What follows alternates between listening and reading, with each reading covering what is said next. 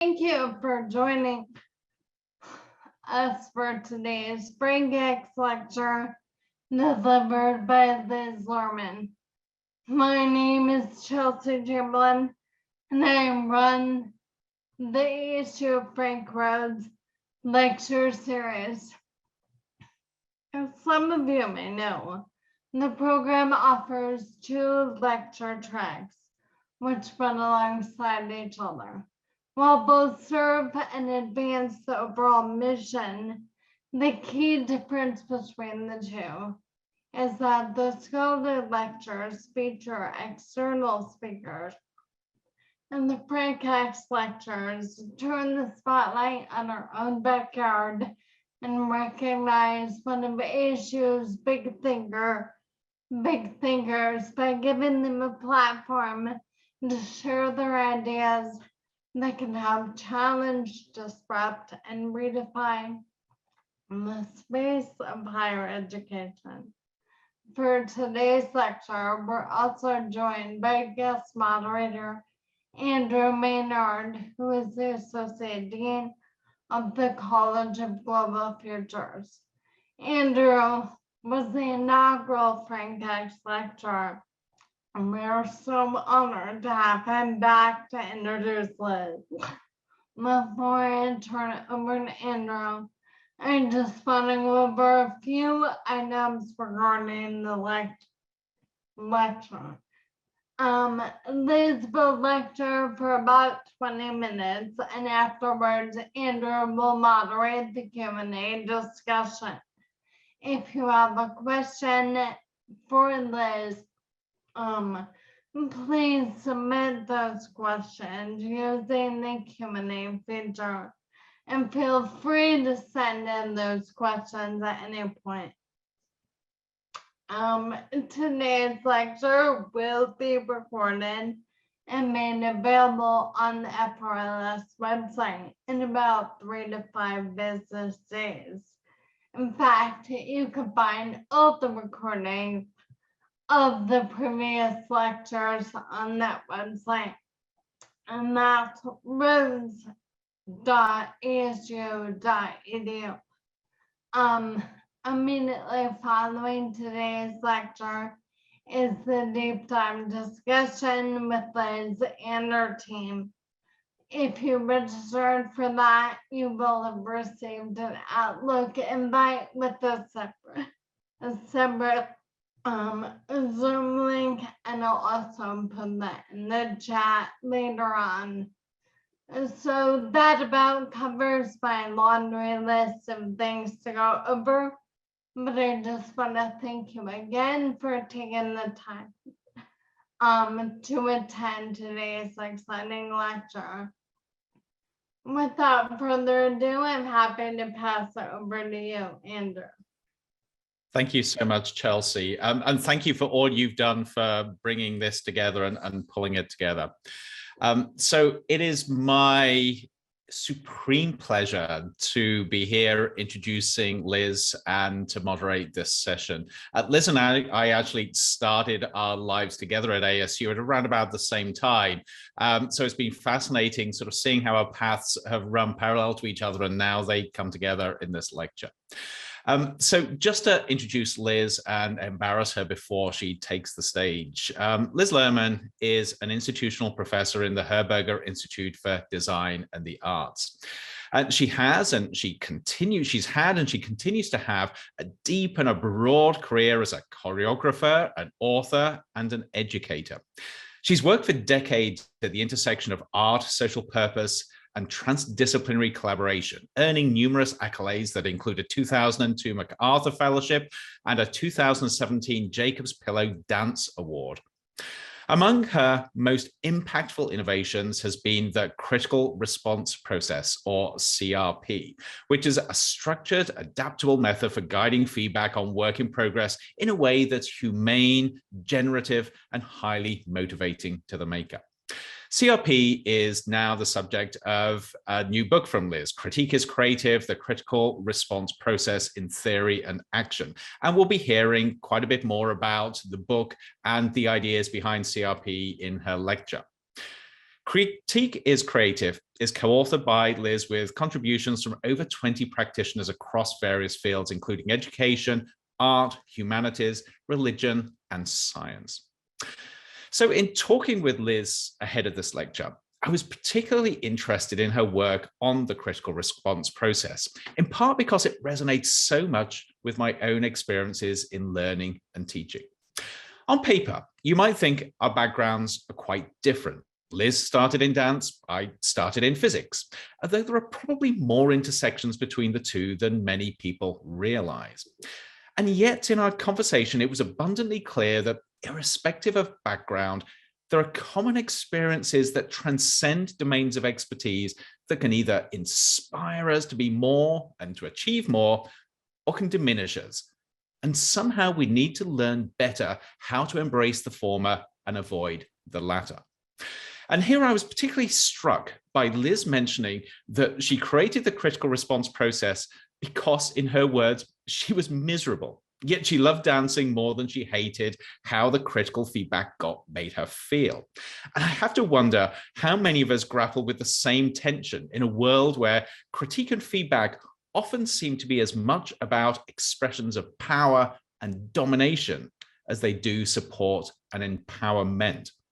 But at this point, I'm in danger of actually stealing Liz's thunder, so I'm going to be quiet. And without further ado, I'm going to say, please welcome Liz Lerman to the 2022 FrankX Lecture virtual stage. Liz. Thank you. Andrew, thank you so much. That was fantastic. And you did prepare everybody beautifully for something that I want to discuss. Let me also first add my thanks to Chelsea and your wonderful team, Andrew, for the time we got to spend in preparing for this, and for all the people around ASU who've continued to practice with me critical response process. I'm looking forward to this hour, to sharing some of how it came into being and some of what I hope it will be able to come. The new book is exciting, as you all know, and it's wonderful to be able to put ideas together. It was co-written by my colleague, John Borstel, and we figured out different ways to share different parts of the book. I thought I might open just with 2 paragraphs that I'm going to read from my introduction in the book. It goes like this. And again, this is all about the nature of our judgments and feedback and how that works in our worlds. It starts the moment you are conceived. People all around you are already giving you feedback, talking to you about their hopes, their concerns, and their belief in your future. You will be great. You will be beautiful. Oh, you are making my life too difficult. Wow, you moved. Oh, you kicked. Oh, you're making me sick. Oh, look how strong you are. It only increases after you are born. You start expressing yourself and someone starts doing things and saying things in response. What is the relationship between how much you cry to how much they pat you? The judgments begin to fly all around you. And yes, your behavior, your thinking, and your being are affected by the tone, style, meaning, touch, timing, sounds, and quality of all that you take in. We begin this amazing journey surrounded by opinions and judgment, inseparable from the feelings of the people giving us that information. They love us, they hate us, they want the best for us, they know more than us, they want us to do something quite particular, they want us to fend for ourselves, they want to teach us, they want us to use us as an example to themselves and to others. They measure their own success by the way we act. So those 2 paragraphs just lead us into then this curious question I have, given how pervasive it is, how we manage internally our judgments, our opinions, the feedback we give ourselves every second. And then how do we do this, whether we are coaching, teaching, parenting, cooking, doing cross-disciplinary research, sharing a lab, taking a walk with a friend. How pervasive this is, how little we talk about it, how little we maybe think about the manner in which we do it and why. So as Andrew mentioned in his lovely introduction, I invented this in part because I was miserable. I'm going to just take a little bit of time on the origins of CRP. There's much written about it, and I don't need to go into it too much, but I do want to just share in the context of all of our the environments that we establish at ASU, in our classrooms and in our meetings and in the spaces we share together. I was raised classically. My first training in dance was with classical ballet. And in classical ballet, you are either right or wrong, and you are mostly wrong. I mean, that's just the deal. In fact, sometimes I think it's the definition of classicism. You know, somebody else has set the standards. You put yourself in positions to try to get good at those particular things, perhaps to best them. I have to tell you, I really loved it. I liked knowing my place. And this is one of the things about classicism and about certain kind of linear, I might even say hierarchical structures, which classical ballet certainly is that you learn your place. And you learn who gets to and who does not get to give feedback and receive feedback. And as Andrew already told you, I loved it. But even as a child, I knew that there was something wrong about how some of my teachers were talking to me. The way that they had at my body, at my soul, at my spirit, even at my dreams was cruel and even brutal. But I stuck with it because I loved it so much. And in order to stick with it, I developed all kinds of tactics and strategies for handling the kind of criticism that would come at me from all corners all the time. I actually think all of us do this. I think probably it's one of our most creative things. Everybody here on this call, I am sure that you have over the years developed strategies for sustaining your relationship to the things you are passionate about, despite the nature of how critique has been formed or in which ways feedback was given to you. One of my favorite when I was little is I would pretend that my body was full of holes. I would stand there nodding when the teachers were yelling at me, but the feedback would just go right through my body out the back. And it was good. I didn't feel any pain, but I also didn't get the feedback. I know it went through me. I know that we need to improve. In fact, I believe one of the things that we most want to do in our lives is improve, and we need the feedback to do that. But, you know, I wasn't going to get it if that was one of my tactics. So I began to really think about what were the things that I needed and what were the things that were needed around me that could make this work better. So I just want to say that somewhere along the line, I began to define good feedback as the kind that made you want to go back to work.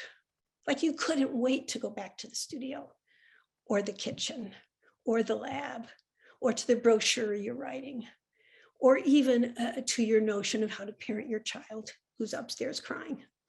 You couldn't wait to go back and figure this out.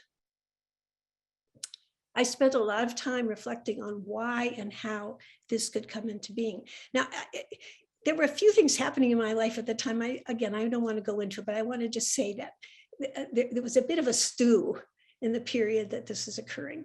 One is that I'm teaching dance technique classes. So for those of you who may not know this world, it's a single teacher standing in front of a classroom with anywhere from 5, 10, maybe as many as 50, 75 people. And you basically show things and they do it. And then you give people feedback as to whether they're dancing well, safely, appropriately, or like you. This is kind of confusing to me, I have to say, because in dance, you study your whole life. So the room is full of knowledge. I experimented a lot with how to get peer conversations going, even in a dance technique class. What is it that we could say to each other? Because there's so much knowledge in the room. This is one of the things that I began to consider. Who has all the information? How do we share all of that? And is it always coming from a single source? finally, out of just enormous frustration, I spent a year with this question in mind. Why was it that I could hear anything from some people in my life?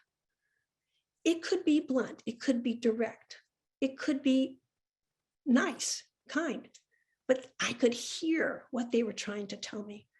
And I knew I wasn't the only person with this in mind. So I asked everybody I met for a year, what is going on in these relationships? What are the conditions that make it possible for you to hear? And I heard the same thing over and over and over again, across disciplines, across ages. One thing was respect. One thing was trust. One thing was that something that Andrew alluded to in his introduction. It was never diminishing. It was never dismissive. There was always something there to take with you back to the studio. So I'm going to take a few minutes now and tell you a little bit about the process, how it works. I know a lot of you on this call already know it, so bear with me. And for those of you hearing it for the first time, I hope you'll be intrigued and curious about its construct. In critical response, there are three, well, let me put it this way. There's an orthodox version of critical response, and I'm going to talk about that. But there are many, many, many adaptations, which you'll hear in the deep dive. But in the orthodox one, there are three roles.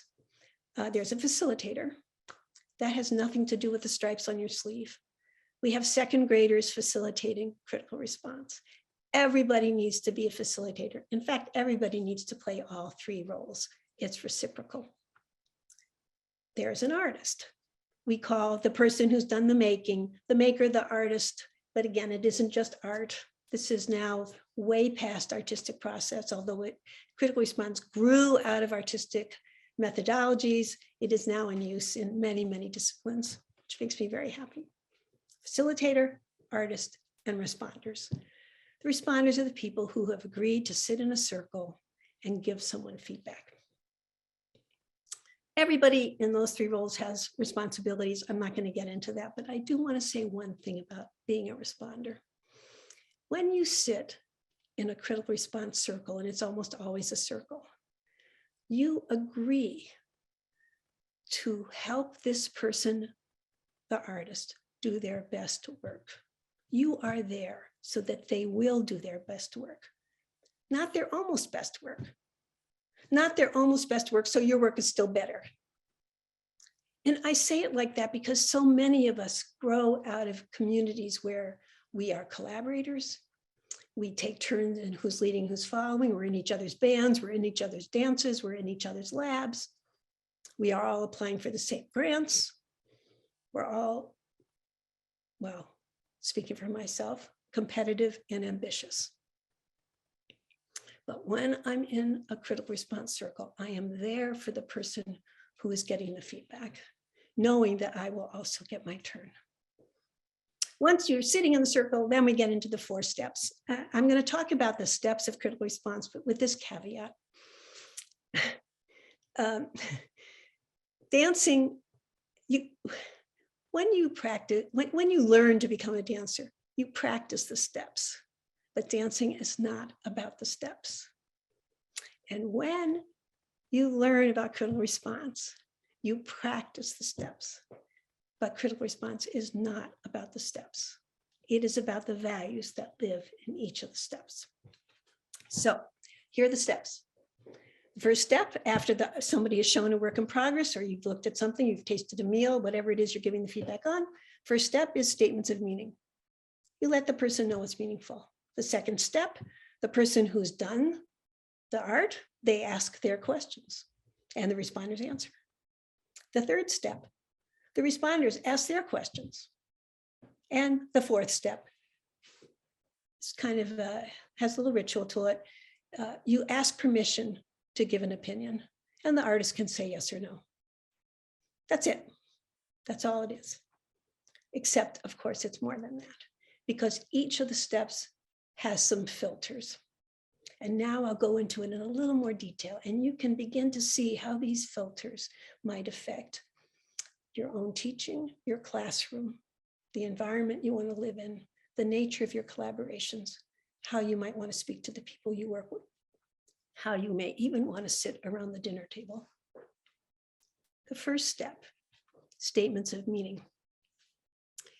This is where you let the person know that your experience of their work has some meaning for you. What was interesting, surprising, delightful, provocative, meaningful? What did it remind you of? Oh, I noticed this. Oh, I saw that.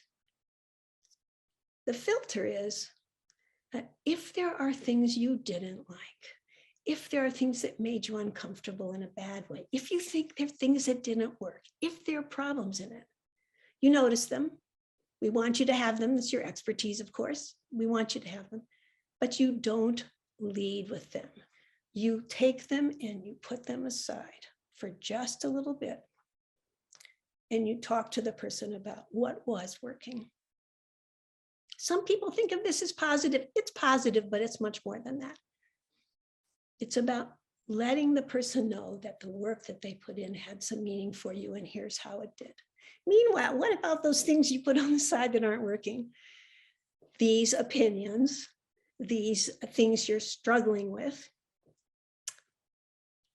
The artist's work might be in process, but so might your opinions. Because what we're going to see as we work through critical response is a dialogue between the maker and the responders. And sometimes your ideas change. That's the first step. Second step, artists ask their questions. Here's the filter. You can answer however you want, positive, negative, whatever, to the question put forward. But you have to stay on topic. You don't get to change the subject. And might I just say, since I'm speaking to academics, this is one of our big weaknesses. We're always changing the subject. Listen to what people are asking and answer that, and so much can get done.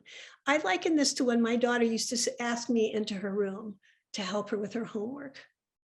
It does not give me permission to tell her to clean up her room. That is a whole different thing. That was not the contract when she asked me in. And for those of you who have tried this, you know, if you do ask her to clean up the room, the door will slam, there'll be no homework, and there won't be a clean room either.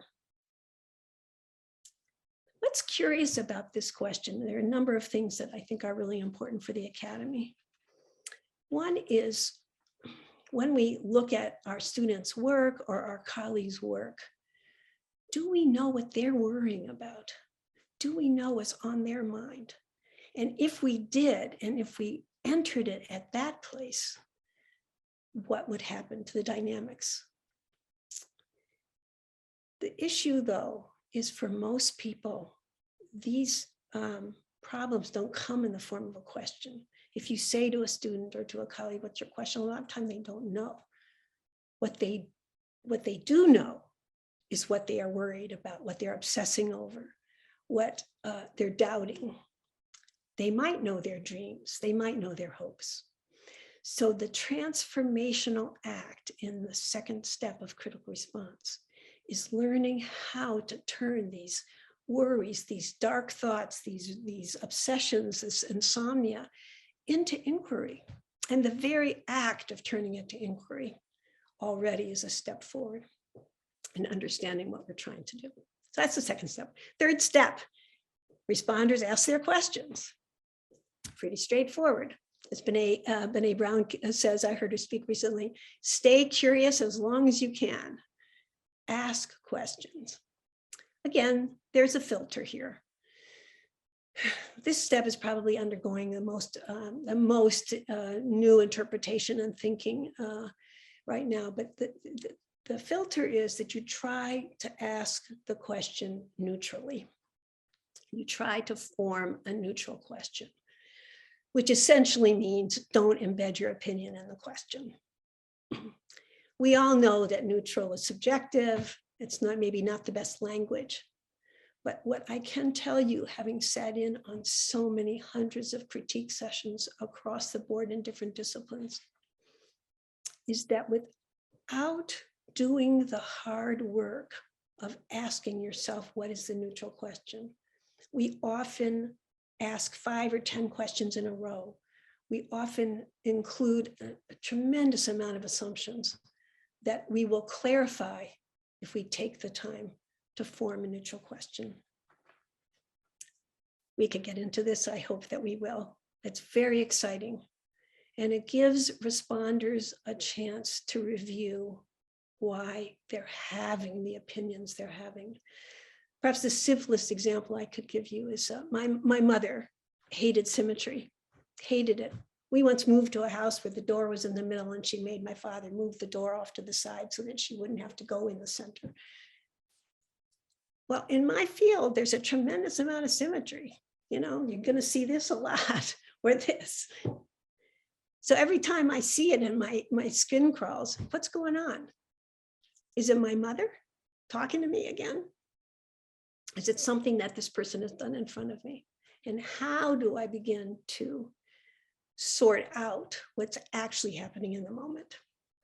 Asking a neutral question will engage some of that. And finally, the 4th step. This is interesting because it involves consent. The responder will turn to the artist and say, remember, I'm using the word artist, but this is maker. This could be anything that you have constructed, including how you behaved in a meeting, for example. Person turns to the artist and says, I have an opinion about, and then they say what the sort of the category is. Would you like to hear it? And in formal orthodox critical response, the artist could say yes or no. It is really powerful to put consent into feedback. It can be very disruptive and very difficult, but very, very useful. Here's what happens though. Go back with me now to when I spent a year asking people, what is it about the relationships that you have with some people that you can hear anything from? And remember that much of what people talked about was trust, respect, you're there for me, there's no diminishment. If you tell somebody in step 1 something meaningful, and if you take the time to answer their question and stay on topic, and if you work to figure out your own opinions and ask a neutral question, do you think they're going to want your opinion by the end? Most likely, most likely. But if you sit back and you do not participate in this relationship through step 1, step 2, step 3, step 4, oh, I've got an opinion. Why would someone want to hear that? Unless it's about power. So that's basically how critical response works. What does it mean? What are some implications about it? I'll just say a couple of things. As Andrew mentioned in the introduction, so much of feedback can be about power. And that 3rd step, going to the neutral question, was an attempt on my part to address that. But when you hear people say things, you know, like brutal honesty, give me your brutal honesty. I really want to hear it. I don't think they're talking about brutal honesty. I think they're talking about brutal power. That people in power can say whatever they want, whenever they want, however they want. They'll be fine. But if the secretary says whatever she thinks, she'll lose her job. So we have constructed ideas about feedback that support certain conditions that end up actually, as I think, inhumane and require processes such as critical response to help us break some of those really, really deep patterns. I'm going to get ready to bring this part to a close so Andrew and I can talk and we can start addressing some of your questions. But I just want to say a couple more things in general about critical response. I'm going, one is this. Where do all these opinions and judgments come from? How do they come into us? And I want to suggest that it is a deep part of our inheritance, that our culture of origin nation of origin, where your families come from. What were the gender roles in the family? What class? What does your culture think about who gets to ask questions, who gets to speak up? It lives in us through so much depth that when we take a system like critical response and begin to meddle, and it's quite meddlesome when you get into it, you are really challenging a lot of things that are very close to your core. It can be very difficult. Some people say things like, oh, it's like therapy. Maybe if you identify therapy as something to do with change. But I think in most of our communities, and certainly in our institutions of learning, we can't just leave it up to the individual to sort these things out. I'll accept the word therapy if we think of it as institutional therapy as well.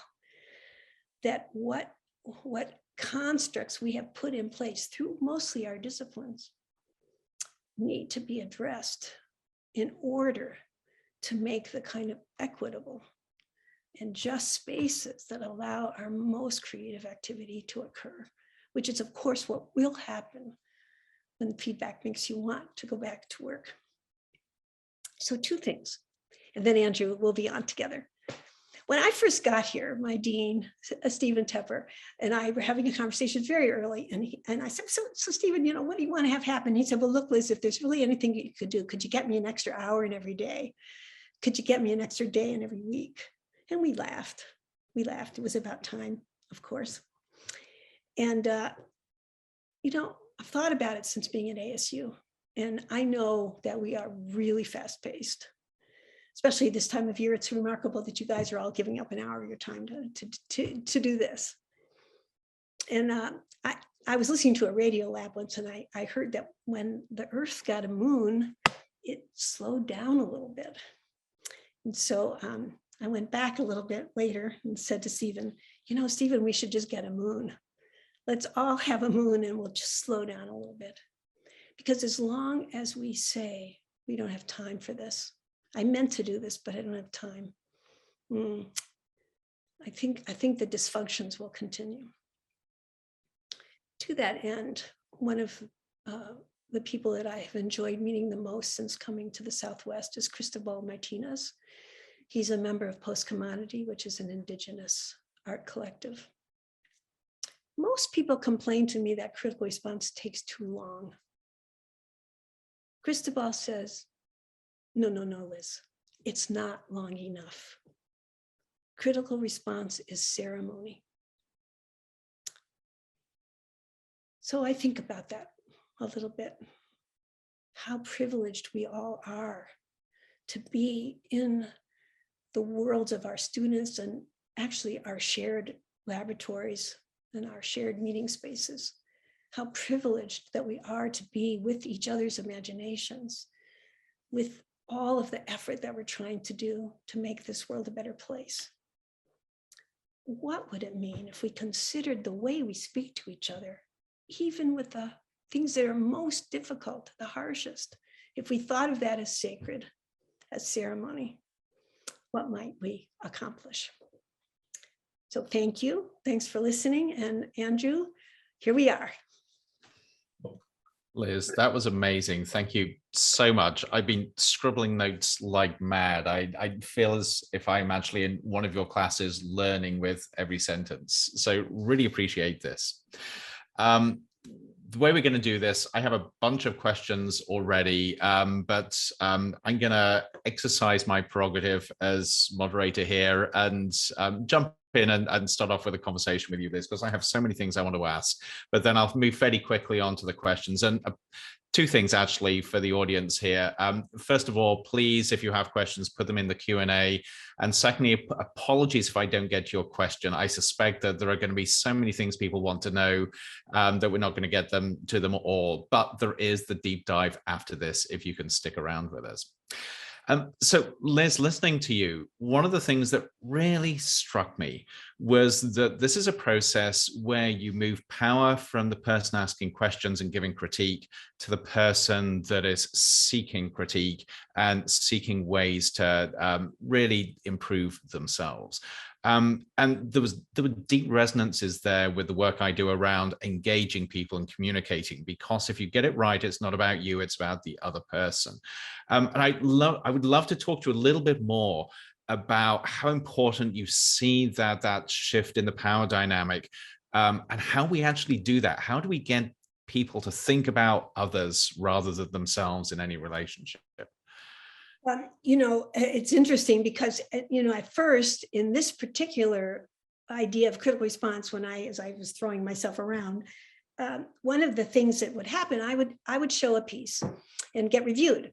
At that time, I was coming up, all the newspapers had dance critics, and I was regularly reviewed. And if you saw me after a concert, you'd see me walking down the street, mumbling to myself, talking, because I was in discussion in my head with the reviewer.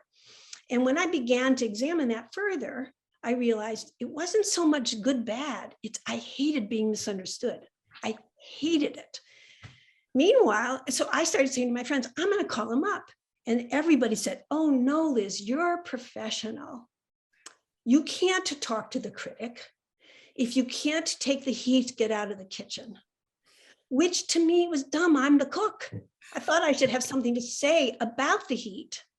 So that's where the pressure came to say, wait a minute, we've got to at least make it a dialogue. And then in developing the process, seeing that actually it was making it artist, in this case, artist-centered. But here's the thing. The act of inquiry to me is an act of generosity. This is why I know it's fun to talk. I just got to talk for 20 minutes about something I know about. So it's fun to lecture. It's fun. We work on this stuff for years and it's fun to share it. But there's a way in which I can tell people what to do, or there's a way I can ask people enough questions and they'll figure it out. Right. In doing that, they will build the muscles for their own future. And that kind of generosity is built into critical response.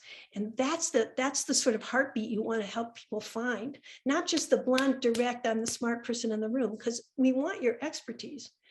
But a lot of my own inquiry when I'm working with my students, for example, and my colleagues too, it's based on my expertise, but it's like turning water to fog, to steam, to ice. It's a transformation of knowledge into another form that makes generosity a piece of it. Yeah. Now, you started off admitting that you are ambitious. There are certain things that you want to achieve. And I'm sure all of us have worked with people where, in our judgment, they're not ambitious. They're quite happy with what we would consider to be mediocrity. And I'm using these words intentionally contentiously. So in this critical response process, how do you deal with that, where you're working with someone where, in your perspective, they don't seem to have the ambition that you think they should have? Well, it isn't always ambition and drive that I like to say we need good leaders and we need good leadership, but we also need good followership. And in fact, we should have good sessions on being good followers. I think one thing that critical response promotes that helps this is the reciprocity. Right. That you play all the roles all the time. And I think sometimes people don't reach for what's possible because they have been so, I'll say, injured. We're pretty frail. The number of people over the years who've spoken to me, oh, I had a teacher in the second grade and she told me I couldn't draw, end of it. I think everybody has those stories, yes. We're so frail. So what does it, and that's why step one of critical response isn't something you do once a year on your birthday. You need it every day. Right. You need to be told every day somehow to counter that frailty. But my experience has been that the more people use something, again, it doesn't have to be critical response, but a set of protocols, the more they'll risk, the more they'll put forward, the more they'll start reaching for that thing that they want. Or Yeah. maybe they don't feel ambitious because they've come from a family where doing the thing they want to do is looked down upon. And so then we need to give them the skills for having difficult conversations with their families. And, and that may underpin then their capacity to step forward. So something like that. Yeah. Yeah, no, and I think that's really helpful. I wonder as well whether there are times when we try and impose ourselves on other people. So most people I know have things that are really important to them, that they're really passionate about. But of course, I'm assuming that if we try and impose what we think they should be passionate about, this is totally contrary to the process that you're setting up. And I've had that experience. This is also the thing with fixing other people's work, which as teachers, honestly, this is like a massive part of what we do. Right. And I had an experience early in my career. A very famous director came to work with me, and she fixed something I was working on. She fixed it really well. In fact, so well that when I toured that piece, which I toured for a long time, her part got the best review. And I felt like I needed to put in the program with a big asterisk. By the way, the best part of this dance, it's not mine, it's hers. Mm-hmm. Well, this got me wondering, wait a minute, if she had asked me enough questions, I could have owned it. So part of the inquiry is building the agency. Right. And potentially ownership, which can be a tricky question these days as we work so collaboratively. What I do want to say is critical response works when you're really trying to build people's individual voices, but it also works in collaborative environments. You can use it, when you've got 5 people trying to make something together. Yeah, and of course, that brings in this group aspect of this. And so this is something I hadn't fully appreciated until talking with you, that this is not just one-on-one, this is actually a community that is working together, which seems so important. It's a beautiful thing. You can do it one-on-one. In fact, if you get good at it in practice, you can do an awful lot in 5 minutes. You can take care of a lot of stuff in the hallway when you're having a quick conversation with somebody, and you might not go through all the steps. Yep. You can disaggregate all that. But my classes use critical response from the first day, and it's a beautiful community building activity. And yeah, I think it's social. So again, as I said, I've got a whole bunch of questions, but I'm going to be good here and I'm going to go to the Q&A. We have a lot of questions here. Let me see what I can do and what I can weave into a conversation. So I'm going to start with the first one, which is from Carrie Lopez, who writes, when we think about CRP as a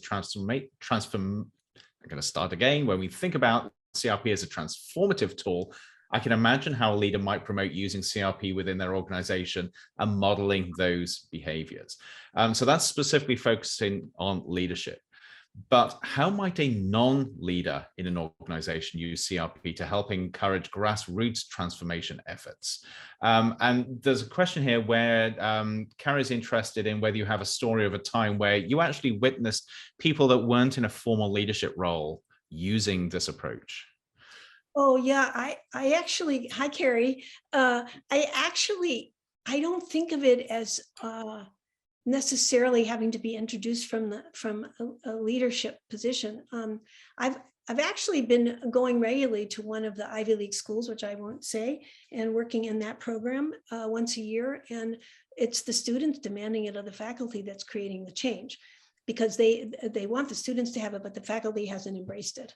And I understand that faculty have, entitlement and ways of wanting to do their own feedback, but I would say anyone can start it anywhere. In the certification program that we do, people are doing all kinds of unique and interesting things with critical response that don't have to do with leadership. People are experimenting on Instagram. People are using it in sexual assault and in healing terms. There's just been amazing different, and that's what the book addresses. The book addresses all these different ways that people are using it. So I think, Carrie, you get a lot of ideas by reading some of the stories for how it's being done. And I guess finally, I would say a lot of people just start doing it. Mm-hmm. Like if you just start asking neutral questions, letting people know that something's meaningful. You walk into your cubby and you say to the person next to you, it's really nice to see the new picture of your family up there. Can you tell me a little bit about what happened over the weekend or something like that? You'll start seeing it changes. So the next question is actually from an anonymous person, but I love it anyway, so I'm going to ask. It says, you use the word meddle a lot, and specifically in terms of meddling with power and hierarchy. But then the question is, how do you meddle gracefully and kindly? Well, you're going to laugh, but, well, no. Love. Just love. Yep. You just love the people that you love the attempts that human beings are making to be better, to be compassionate about the situation that we find ourselves in. And then, yes, to use critical response. I know, I just can't say it enough. You have an opinion, you're struggling with something. If you can figure out how to ask a question instead of just, going in after the person, it's amazing what can be accomplished. And also, and this is a little advanced, here's a little advanced CRP, you can do it in reverse. I was in Japan on tour, and they took me to meet the head of the Ahi Brewing Company, who was donating money to contemporary dance in Japan. And he got very upset with me in the room, and my translator was so surprised because, normally everybody's quite polite. It turned out he was really angry that an American was there because he didn't want American influences in the contemporary scene. So there's a lot of things I could have done in the moment, but what I did is I said to myself, what's the question I wish he had asked? He didn't ask a question. He was going at it. So I said to the translator, oh, it's such an interesting question. When do we want to be influenced and why? I am here because I want to be influenced. And then we had the most amazing conversation, a total de-escalation of the situation. That's another way to think about critical response, is it de-escalates. That's great. And actually that fits in with the next question from, I think it's Anka, apologies if I got that wrong, Castillo, who says, as you mentioned, a difficult skill is to form neutral questions. So still on this idea of questions, how do you take yourself and your opinions out of those questions? Do you have any very specific tips, advice, or examples for the group on how to improve that skill? Yes, well, we actually, when we do our workshops and things like that, we do a rehabilitation clinic on asking the neutral question. And part of the fun of it is to ask non-neutral questions and to figure it out. But yes, sometimes I say something like this: frame large, and then do follow-up questions. So talk about, you're struggling with something. Well, an example I often give is someone might say, why do you always end your dances in a circle? Okay, that is not a neutral question, no matter how nice you are when you ask. Why do you always end your dances in a circle? Well, the question becomes, what's the problem there? Is it always, is it predictable? So then you'd have to figure out, can you talk about how you come up with new ideas, Liz, to find out? But what if your problem is geometry? You really just don't like circles at the end of dances. So you say, can you talk about the geometry? And I might say, well, yes, I do. I miss President Obama, so I always put a circle at the end of every one of my dances. Right. Okay, so now you've got some information and you think it's really dumb. Okay, critical response is a journey. It's like a map. You can right away jump to step 4. I have an opinion about that, Liz. Would you like to hear it? I think there are other ways you can honor President Obama besides putting, circles, like that. You can see how it goes. But it's a conversation. Yes, it's a conversation. But yes, there are strategies for forming neutral questions. And often it's a little bit about, because the idea of neutral is you just don't want the person to get defensive. As soon as a person is defensive, you may as well stop the discussion. There is no more learning going to happen when people are defensive. Yeah. And that seems to be so much a part of both building trust and elevating the person you're speaking with rather than pushing yourself forward. So that also leads on to the next question from Diane Price, and I'm going to paraphrase this, but one thing as faculty, actually as students and staff, that we've really been grappling with in recent years is having difficult conversations around contentious issues. And Diane brings out racial inequities in particular, but I'm sure many of us have been in classroom situations where there's been a very polarizing issue and people feel attacked and critiqued by what other people are saying. Have you had much experience with using CRP in having those sorts of conversations around ideas and ideals where people so easily polarize. And I think it comes into critique because so easily we begin critiquing other people based on our own ideals in those situations. Yeah.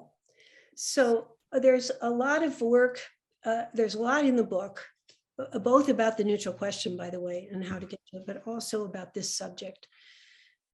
How critical response is being asked to be used in the context of racial reckoning, gender equity, and other concerns. I would say, like, it's not a magic bullet. You can't just all of a sudden do it and it's all better. But being mindful of its values and applying them, yes, you can de-escalate and work through some of these things. And there are many different ways that people are doing it. Sometimes we also draw on other facilitation forms. Most recently, I was in a room with a discussion about this, and it was promoted. It's actually Shuman Amandala was saying this, who's going to be in the deep dive discussion for those of you that can join the next half hour, who was telling me and us, not so much cultural competency, which has been a term that has been thrown around, we should become, but cultural humility. And we're back again, aren't we then, to this place of generosity and inquiry. I can never know someone else's culture competently. I can enter with respect and I hope some trust, and try to be humble in my approaches. Now, critical response itself is undergoing a lot of discussion around this, because it turns out that when we do critique, there are racist comments made. Things do come up. And then what do? I was in a critical response process I was facilitating, and someone in step one made a racist comment. And I checked in with the artist to see if I should deal with this right now. And the artist said back to me, no, I don't want my session hijacked in order to deal with this happened to be a white woman's racism. Let it go. You can talk to her later. I mean, we did this, side by side for a minute. So we carried on the discussion and we had critical response, but I did have to talk to that person later. And this is a question in critical response communities right now, as it should be everywhere. How do we better address these things? I'm also of a mind that sometimes when there's been, for example, maybe a faculty member has said something and has been brought before one of our different systems at ASU for addressing this, and turns out there's not really discipline, the faculty member goes back into taking a critical response course would help that person. It won't necessarily take care of the pain that did occur, but I think it can give people tools and skills for doing better in the world to come that we're trying to address. Yeah. And I just looking down the questions, we actually have a number of comments here. I wish you could see them, because so many people saying this resonates so deeply with what they do and what they see. I want to keep on this theme, though, of CRP and how people use it and maybe how it's evolved. So this is a question from Stephen Clapp, who says, first of all, thank you for the conversation. And would you please talk a little bit about the evolution of how CRP has been used over time, and whether there are ways in which people have deviated from where you started? So effectively, is this a process of co-creation with others as they take your ideas and build on them? I love that question. And actually, I'll just say I resisted any kind of certification for years because I hate codification. And honestly, I would have iterated critical response out of existence, left to my own devices. But thankfully, John Borstall, my co-author in this book, is a great shepherd, and he kept holding the core, for which I am very grateful. Yes, there are lots and lots of experiments going on. When we started certification, I thought at first it was about giving, making sure people understood that and could traffic, be the traffic cop for it turns out it's not about that at all. It's really about making sure people understand the values that live in each of the steps. And if you understand those values and can hold to them, well, then there are all kinds of variations that could go on. What has changed? Here's an example of a direct change. I mentioned step 4. I have an opinion about, do you want to hear it? Well, at the Dance Exchange, the nonprofit that I ran for many years, we use critical response. Once a year, you would get a performance review in relationship to your job. And we changed that one. We said you had to listen to everybody's step 4. I mean, we were colleagues, we were trying to work better together, but you had 24 hours to go home and think about it, and then come back and pick the 3 things you were going to work on that year. So we put the agency back into the hands of the people, but you did have to hear what the issues were for people. That's an example of a variation. And actually, so this is our last question because we're almost out of time here, but it feeds so nicely into this. So Megan Todd asks, can CRP be used in asynchronous environments? So everything you've talked about so far is pretty much real time, apart from that little hint in that last response. Well, we're working on this. And actually, when you're going to laugh, this is how old I am, but when voicemail first came out, I would leave comments for people in the organization. I'd give them a step 1 and I'd say, I don't know if you want I have a question for you. By the way, there's an opinion in the next, I'm going to hang up and call back. And there's going to be an opinion. Listen if you want, or something like that. So we have been experimenting. Actually, there's been a lot of work done in Europe around this too. And we will be, I hope soon, hosting an asynchronous course so people can take a fundamentals course. But again, lots of experimentation. And the person, Bimbola, who did it on Instagram, she came up with a whole amazing way of dealing with it over a week. I love that. And I love the evolution of the idea there. So before we finish, I did want to come back to your book. If we can just throw up the graphic here. So just a reminder that your new book, Critique is Creative, comes out in June. But not only does it come out in June, people on this call actually get a discount if they use the code Q301. And I hope that everybody that is listening to this and has been part of this conversation thinks I've got to order this book for 2 reasons. One is I know, being an author, the love that comes from people actually ordering your book and telling other people is really important. But secondly, the content clearly is stuff we all need to be reading and learning and practicing. And with that, Liz, thank you so much for this. This has been amazing. It's been enlightening. I've learned even more. I think everybody else will have learned more. Thank you so much for everything you're doing. And we have more in the deep dive afterwards. Thank you. Thanks, everybody. Thank you, Andrew. Thank you. Okay.